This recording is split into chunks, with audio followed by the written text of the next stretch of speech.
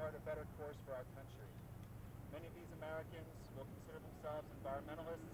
Some of those Americans don't use those terms, but all of them have been watching the BP Gulf oil disaster unfold and get worse with every passing week, and believe that we can chart a better course for our country. Shame on BP for causing the oil spill in the Gulf, but shame on us. We don't take steps to transition the U.S. economy's dangerous dependence on oil and build a greener future. This disaster should be a wake-up call for all Americans, not just for our president, not just for members of the Congress, but for all of us.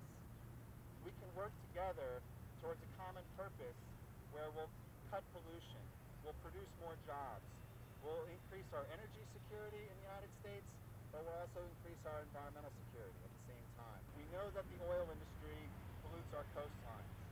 We know that big oil pollutes our air and our water, and we know that big oil pollutes our politics. Those most responsible for defending our independence, the military, are fighting two wars. And as they fight those two wars, it's unfortunate that our dependence on oil is funding the bullets that are being fired by our enemies in those two wars.